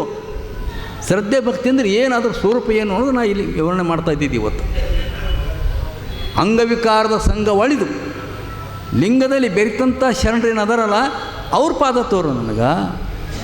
ಕಾಮವಿಕಾರದ ಕತ್ತಲೆ ಅಳಿದು ಭಕ್ತಿ ಪ್ರಾಣವಾಗಿಪ್ಪರು ತೋರ ನನಗೆ. ತ್ರಿಕರಣ ಶುದ್ಧವಾಗಿ ನಿಮ್ಮ ನೆರೆ ನಂಬಿದ ಸದ್ಭಕ್ತರ ಪಾದ ತೋರ ಚನ್ನಮಲ್ಲಿಕಾರ್ಜುನ. ಹೀಗೆ ನಾವು ಒಳ್ಳೆ ಮಹಾತ್ಮರ ವಾಣಿ ಕೇಳುವಂಥದ್ದು, ಅವ್ರ ದರ್ಶನ ಕೇಳುವಂಥದ್ದು, ಅವ್ರ ಸಂಘ ಏನಿದೆ ನನಗೆ ಬೇಕು ಅಂತ. ಯಾಕೆ? ಶರಣ ಸಂಘ ಭಾಳ ಮುಖ್ಯವಾದುದು ಭಕ್ತ ಸ್ಥಳಕ್ಕೆ ಈಗ ಹೇಳಿದ್ದು ಶರಣಾಗತಿ. ಲಿಂಗೈನಲ್ಲಿ ಶರಣಾಗತಿ ಆಗೋದು ಒಂದು, ಆಮೇಲೆ ಶರಣ ಸಂಘ ಮಾಡೋದು ಒಂದು. ಶರಣ ಸಂಘ ಭಾಳ ಮುಖ್ಯ ಇದೆ. ಸಂಘದಿಂದಲ್ಲದೆ ಅಗ್ನಿ ಹುಟ್ಟೋದು ಹೇಳ್ಯಾರಲ್ಲ, ವಚನ ಅಂತ ಓದಿರ್ಬೋದು. ಸಂಘದಿಂದಲ್ಲದೆ ಅಗ್ನಿ ಹುಟ್ಟೋದು, ಸಂಘದಿಂದಲ್ಲದೆ ಕಡ್ಡಿ ಗೀಸಿದ್ರೆ ಬರ್ತದೆ, ಬೆಂಕಿ ಇದ್ರೆ ಬರಲ್ಲ. ಸಂಘದಿಂದಲ್ಲದೆ ಅಗ್ನಿ ಹುಟ್ಟೋದು, ಸಂಘದಿಂದಲ್ಲದೆ ಬೀಜ ಮೊಳೆದೋರದು, ಬೀಜನೂ ಮೊಳಕೆ ಹೊಡೆಯಲ್ಲ. ಭೂಮಿಯ ಸಂಘ, ನೀರಿನ ಸಂಘ ಎರಡೂ ಬೇಕು. ನೆಲ ಜಲ ಎರಡಿದ್ರೆ ಮೊಳಕೆ ಹೊಡಿತು, ಇರೋದು ಹೊಡೆಯಲ್ಲ. ಸಂಘದಿಂದಲ್ಲದೆ ಅಗ್ನಿ ಹುಟ್ಟೋದು, ಸಂಘದಿಂದಲ್ಲದೆ ಬೀಜ ಮೊಳಕೆ ತೋರೋದು, ಸಂಘದಿಂದಲ್ಲದೆ ದೇಹವಾಗೋದು, ಸಂಘದಿಂದಲ್ಲದೆ ಪರಮ ಸುಖ ತೋರೋದು. ಚನ್ನ ಮಲ್ಲಿಕಾರ್ಜುನಯ್ಯ ನಿಮ್ಮ ಶರಣರ ಸಂಘದಿಂದ ನಾನು ಪರಮ ಸುಖಿಯಾದೆನು ಅಂತ ಹೇಳ್ತಾರೆ. ಈ ಶರಣರ ಸಂಘದಿಂದ ನಾಳೆ ಮತ್ತೆ ಸ್ಟಾರ್ಟ್ ಆಗ್ತದೆ. ಇವತ್ತಿನ ಸಮಯ ಬಂದು ಅಂತ ಕಾಣ್ತದೆ. ಅದಕ್ಕಾಗಿ ನಮ್ಮ ಜೀವನದಲ್ಲಿ ಏನು ತಿಳ್ಕೊಂಡಾಗಿತ್ತು, ಭಕ್ತ ಸ್ಥಳಕ್ಕೆ ಶ್ರದ್ಧಾ ಭಕ್ತಿ ಇದೆ, ಆಚಾರವೇ ಲಿಂಗ ಇದೆ, ನಮ್ಮ ನಡೆನುಡಿನೇ ದೇವರು, ಸತ್ಯ ಶುದ್ಧ ನಡೆನುಡಿನೇ ದೇವರು. ಅದೇಂಗೆ ದೇವರ ಅಂತ ಕೇಳಕ್ಕೆ ಹೋಗ್ಬೇಡ್ರಿ ನೀವು. ಸುಳ್ಳು ಹೇಳಿದ ಮೊದಲೇ ಹೇಳಿ, ಸುಳ್ಳ ಸೊಗಡ ಕಠೋರ ಹೊಲಸು ಮಾತಾಡೋದು ಬಿಟ್ಟರೆ 12 ವರ್ಷ ಈ ವ್ರತ ಪಾಲನೆ ಮಾಡಿದ್ರೆ ಬರೋಬ್ಬರಿ ವಾಕ್ಸಿದ್ಧಿ ಆಗ್ತದೆ ರೀ, ಅಂದಿಂದ ಆಗ್ತದೆ. ಇವೊಂದು ಹಾಳಾಗ್ರೆ ಹಾಳೇ ಇರ್ತದೆ ಅವನು, ಇವ್ರದ್ದು ಒಳ್ಳೇದಾಗಲಿಪ್ಪ ಅಂದ್ರೆ ಹೌದು ಒಳ್ಳೆಯದೇ ಆಗ್ತದೆ. ಹೀಗಿದೆ ಇದು. ಅದಕ್ಕೆ ಸತ್ಯ ಸದಾಚಾರಿ ಏನಿರ್ತಾನೆ ಅವನಿಗೆ ದೈವತ್ವ ಬರ್ತದೆ ಅನ್ನುವಂಥ ಮಾತು ಒಂದು ತಿಳ್ಕೊಂಡಿವಿ. ಆಚಾರವೇ ಲಿಂಗ, ಶ್ರದ್ಧಾನೇ ಭಕ್ತಿ. ಅವನು ಆ ದೇವನಿಗೆ ಶರಣಾಗತಿ ಆಗಬೇಕು. ಲಿಂಗಯ್ಯನಿಗೆ ಶರಣಾಗಿ ನನ್ನ ಯಾವುದರ ದೋಷ ಇದ್ರೆ ಕಳಿಯಪ್ಪ ಅಂತ ಕೇಳಬೇಕು. ಮತ್ತೊಂದು ಏನು ಕೇಳಬೇಕು, ಶರಣ ಸಂಘ ಕೊಡು ಅನ್ಬೇಕು. ಶರಣ ಸಂಘ ಇಲ್ಲ ಅಂದ್ರೆ 12 ಶತಮಾನದ ಶರಣರು ಅಷ್ಟೆಲ್ಲ ಜನ ಬಂದಾರ. ಶರಣ ಸಂಘ ಇರ್ತೀರಂದ್ರೆ ಅಷ್ಟು ಸಂಖ್ಯೆಯಲ್ಲಿ ಬೆಳೀತಿದ್ದಲ್ಲ ಶರಣರು, ಶರಣ ಸಂಖ್ಯೆ ಬೆಳೀತಲ್ಲ. ಕಾಶ್ಮೀರಿಂದ ಬಂದರು ಮೂಳಿಗೆ ಮಾರೇನವರು, ಮಹಾದೇವ ಭೂಪಾಲ ರಾಜ ಬಿಟ್ಟು ಬಂದ. ಆ ಕಡೆ ಅಲ್ಲಿಂದೇ ಕಾಶ್ಮೀರಿಂದ ಬಂತಾದೇವಿ ಬಂದರು, ರಾಜಕುಮಾರಿ ಕಲ್ಯಾಣಕ್ಕೆ ಬಂದರು. ಅಕ್ಕ ಮಹಾದೇವಿ ಹೋಗ್ಯಾರ, ನಾನು ಬರಬೇಕಂತ. ಅಲ್ಲಿಂದ ಕಾಶ್ಮೀರಿಂದ ನಡ್ಕೋತ ಬಂದಳು ಹೆಣ್ಮಗಳು ರೀ, 16 ವರ್ಷದ್ದು ಬಂತಾದೇವಿ, ಆಕೆ ಬಂದಳು. ಹೀಗೆ ಈ ಕಡೆ ದಕ್ಷಿಣ ಭಾರತದಿಂದ ಬಂದರು, ಎಲ್ಲರೂ ಬಂದು ಸೇರಿಕೊಂಡ್ರು. ಅದಕ್ಕಾಗಿ ಸಂಘ ಭಾಳ ಮುಖ್ಯ. ನಮ್ಮ ಮಹಾಗುರು ಬಸವೇಶ್ವರರು ದೇವಾಲಯ ಕಟ್ಟಿಲ್ಲ, ಅನುಭವ ಮಂಟಪ ಕಟ್ಟ್ಯಾರ. ಚಿಂತನ ಮಂಥನ ಮಾಡಿ ಸತ್ಯ ಯಾವುದು ಅಸತ್ಯ ಯಾವುದು, ದೇವರಂದ್ರೆ ಏನು, ಭಕ್ತಿ ಅಂದರೆ ಏನು, ದೇವರಿಗೆ ನಿನಗೇನು ಸಂಬಂಧ, ಈ ಸಮಾಜಕ್ಕೆ ನಿನಗೇನು ಸಂಬಂಧ, ಈ ಜಗತ್ತಿಗೂ ನಿನಗೂ ಏನು ಸಂಬಂಧ, ಈ ಬದುಕಿಗೆ ನಿನಗೇನು ಸಂಬಂಧ, ನೀನು ಎಲ್ಲ ನಿನ್ನ ಕಡೆಯಿಂದ ಮಾಡಿರ್ತಮ್ಮ, ನೀ ದೈವಿ ಸ್ವರೂಪ, ಇದೆಲ್ಲವನ್ನು ದೈವಿ ಸ್ವರೂಪ ಮಾಡಿ ಉಣು ಅನ್ನುವಂಥ ಮಾತನ್ನು ಹೇಳಿ, ಈ ದೇವಲೋಕ, ಈ ಲೋಕನೇ ದೇವಲೋಕ ಮಾಡೋಕ್ಕೆ ಮಹಾಗುರು ಬಸವೇಶ್ವರರು ಕೊಟ್ಟು ಹೋಗ್ಯಾರ ಅನ್ನುವಂಥ ಮಾತು ಹೇಳ್ತಾ, ಮತ್ತೊಮ್ಮೆ ಶರಣ ಸಂಘದ ಮಹತ್ವ ಭಾಳ ದೊಡ್ಡದಿದೆ. ಶರಣ ಸಂಘ ಈ ಬಟ್ಟೆ ಇದೆ, ಬಿಳಿ ಬಟ್ಟೆ ಇದೆ, ಸೂಪ್ರ. ಯಾವ ಬಣ್ಣದಾಗಿದ್ರೆ ಆ ಬಣ್ಣ ಆಯ್ತದಲ್ರಿ ಇದು, ಹೌದಾ? ಹಸಿರು ಬಣ್ಣದಾಗಿದ್ರೆ ಹಸಿರು ಆಗ್ತದೆ, ಕೆಂಪದಾಗಿದ್ರೆ ಕೆಂಪು ಆಗ್ತದೆ, ನೀಳದಾಗಿದ್ರೆ ನೀಳ ಆಗ್ತದೆ. ಅದೇ ರೀತಿ ನಮ್ಮ ಬದುಕು, ನಾವು ಎಂಥವ್ರ ಸಂಘ ಮಾಡ್ತೀವಿ ಅಂಥವ್ರು ಆಗ್ತೀವಿ. ನೀವೆಲ್ಲ ಅಪ್ಪವ್ರ ಸಂಘ ಮಾಡಿರಿ ಅಂತ ಇಂಥವ್ರು ಹಾಕಿರಿ, ಇದರಲ್ಲಿ ಆಗ್ತೀರಿ ಹೇಳ್ರಿ. ಅದಕ್ಕೆ ಶರಣ ಸಂಘ ಭಾಳ ಮಹತ್ವದ್ದು.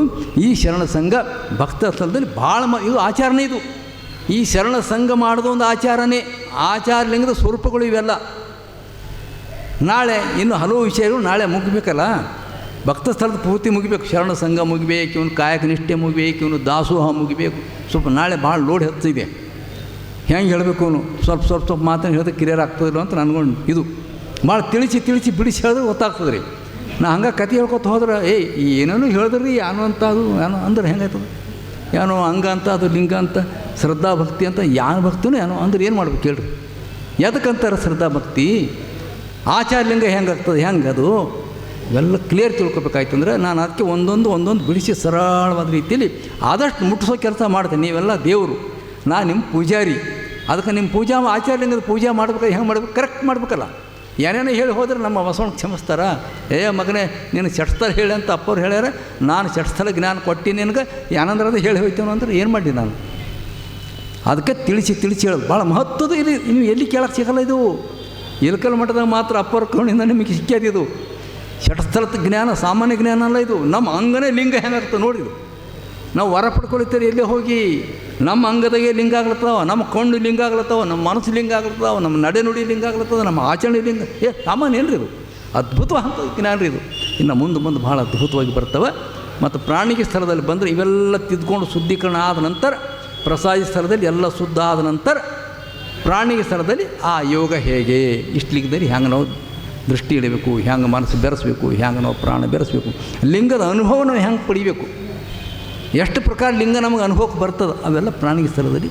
ಯಾರೋ ಫೋನ್ ಮಾಡ್ತಾಯಿದ್ರು ನೀನೆ, ಅಪ್ಪರ ಪ್ರಾಣಿಗೆ ಸ್ಥಳ ಎಲ್ಲಿ ಎಂದೈತಿರಪ್ಪರೇ ನಾವು ಪ್ರಾಣಿಗೆ ಸ್ಥಳಕ್ಕೆ ಬರ್ತೀವಿ ಅಂತಾರೆ. ಅಲ್ಲಪ್ಪ ಪುಣ್ಯಾತ್ಮ ಎಲ್ಲ ಕೇಳಬೇಕಲ್ಲ, ಪ್ರಾಣಿಗೆ ಸ್ಥಳಕ್ಕೆ ಬರ್ತಾರಂತ. ಏನು ಮಾಡ್ತೀರಿ, ಬೇಸಿಗೆಲ್ಲ ತಿಳ್ಕೊಂಡು ಹೋಗ್ಬೇಕಾಯ್ತಿರವ. ಅದಕ್ಕಾಗಿ ಇವತ್ತಿನ ಅನುಭವ ಭಾಳ ಸೂಕ್ಷ್ಮ. ಇದ್ರಾಗೆಲ್ಲ ಕತಿ ಹೇಳಕ್ಕೆ ಬರಲ್ಲ ರೀ, ಯಾಕೆ ಇದು ಭಾಳ ಪ್ಯೂರ್ ಅನುಭವ ಇದು. ಆದ್ದರಿಂದ ಭಾಳ ಶಾಂತ ರೀತಿಯಂತ ತಾವೆಲ್ಲ ಕುಂತು ಈ ಭಕ್ತ ಸ್ಥಳದ ಕೆಲವೊಂದು ಲಕ್ಷಣ ಕೇಳಿದ್ರಿ. ಇನ್ನು ಭಕ್ತ ಸ್ಥಳದ ಲಕ್ಷಣ ನಾವು ಭಕ್ತ ಅನಿಸ್ಕೊಂಡು ನಾವು ಹೆಂಗಿರಬೇಕು ಅನ್ನೋದು ನಾಳೆ ಮುಂದುವರಿಸ ಅಂತ ಹೇಳಿ ಇವತ್ತಿನ ಅನುಭವ ಮುಗಿಸ್ತೇನೆ. ಶ್ರೀ ಗುರು ಬಸವಲಿಂಗಾಯ.